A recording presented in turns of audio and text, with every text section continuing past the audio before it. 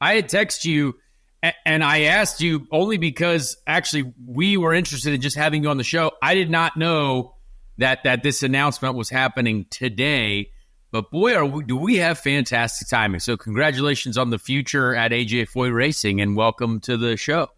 Yeah, thank you for having me. I was as soon as you sent that text, you were like already planning everything for today. And I was like, yeah, good timing, man. It's like maybe he knew, but I guess he just got lucky. So for me, I feel like I know what the word on the street is sometimes. I feel like I know what's going on in the trenches. I did not know this. So this was a brand new surprise. So well done on that, keeping it on the low end. I want to talk about your time with obviously MSR because that's been going great and that's a great group of people. But when did this opportunity first present itself? Was this a goal for a while? Was this something that recently was like, hey, we like all the pieces of the puzzle here. This could be a great fit for the future.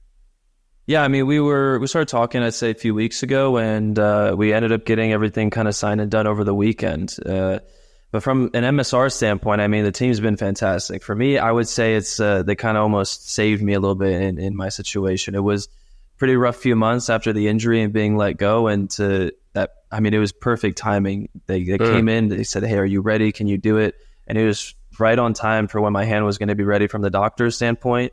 And I managed to get back in. And I mean, you know that you miss, a season or something in IndyCar and people quickly forget your name. So to kind of come back into it, get results and to be back into it especially with the very good car, and they also, took a risk with me. They don't know where my hand's going to be at after an injury.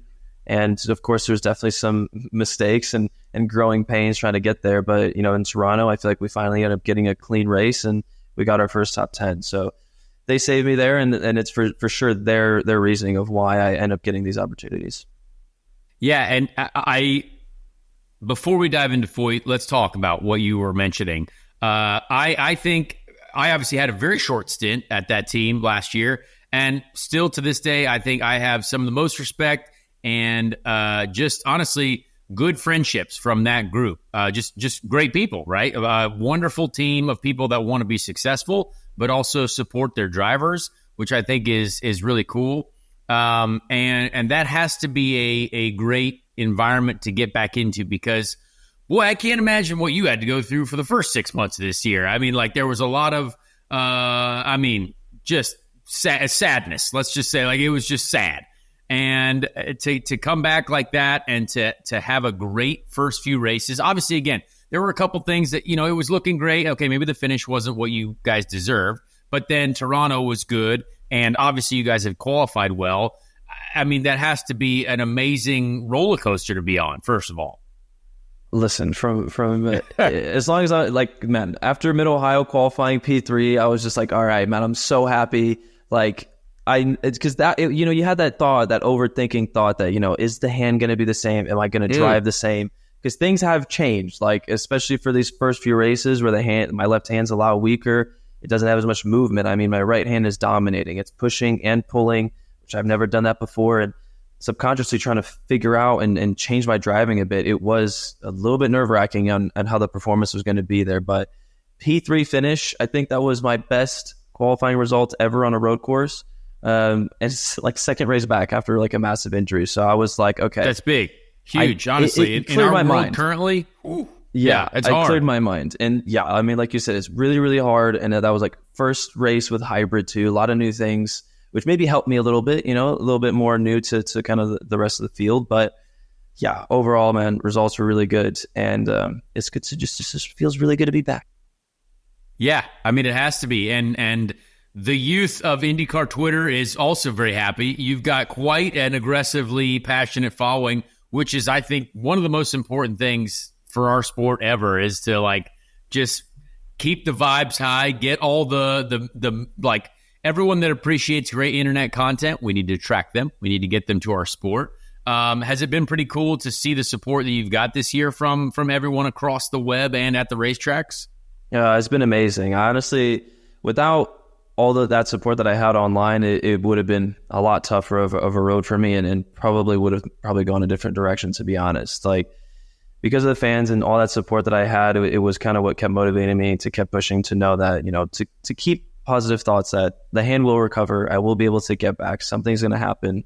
And, things did a lot faster than I expected. And now we're here. So it's definitely a big play on that part. And, I love every single one of my fans. It's amazing. We definitely on the same wavelength of comedy. We definitely can relate to that. And it feels good to just kind of be myself online and to be a little bit more unserious. And it's just, that's kind of the thing, going into it, I was like, I don't know what to do. And at the end, I can be myself, and people enjoy that. Well, it's much easier to be that way too when you're good, because then, like, if you're bringing home podiums and you're qualifying at the front, it's way easier to be that, and people appreciate that. So before I get into more details about this future that we've got cooking here, I want to let Chase jump in here, because I think you guys need to have a dance off at some point. Yeah, that's definitely going to happen. I'll give him a little bit more time with his hand, because we were probably going to break dance. But yeah, David, congrats on the big deal with Foyt, man. And like Conor was talking about, you got a lot of stuff going on the internet, and I've been following you a lot closer this year, watching you. I love some of the things I see. AJ Foyt, long time in IndyCar, big race team. How do you look to elevate the meme game in 2025 for AJ Foyt? I think Great question. That is a fantastic question. Yeah. Listen, I just hired a new PR rep, new social media guy for me, for specifically. So we have a lot of content cooking.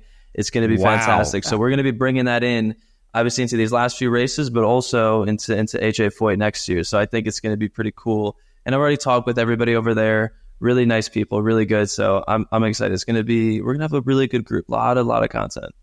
I love it. When I was there, I wasn't even allowed to have a beard, so I'm excited to know that they're into memes now. So that's great news. Yeah, you got to wear those shades too, by the way. I don't know. There's this photo you have with these like blue shades that look like the Burger King toy. You got to wear those. You know what? My first day I'll walk in with those. Amen. Can't wait to see AJ's face. Can't wait to see AJ's face when he sees that. That's going to be amazing. Oh boy. Let's talk a little bit about we obviously have already recorded the main part of our show, and I was diving deep on kind of letting people know 2 years ago, this move would have been like, yikes. But because I think where this team has gone, the people that are there, it's very evident that there is a very strong connection to Penske, which will probably have a seat becoming available in the near future, not next year, but 2026 potentially, and so on. Obviously, as a young driver, that is the goal. You want to be at Penske. You want to be at Ganassi, like the tippy top. Is that the motivation? Is it people like Michael Cannon, people like Roger Penske, the integration there that's like, hang on a second, when we look across the board, I thought it was the most coveted seat in motorsport, and I don't know why people weren't saying that more, because of what's going on there. Would you agree? Yeah, for me, we signed a multi-year deal with AJ Foyt, and it's a long-term plan for that. And like you said, some of that success has definitely come with the Penske Alliance. But I think it helped, from both sides. I think it helped both teams. I mean, you saw what it did for the other side. But even before that, I mean, if you look at Foyt, their racing results in ovals, it seemed like they had that performance, especially in the most important one, which was the Indy 500. Absolutely, and I mean, that was also a big factor going into it. But yeah, for me, I'm ecstatic, man. I think it's going to be fantastic at Foyt.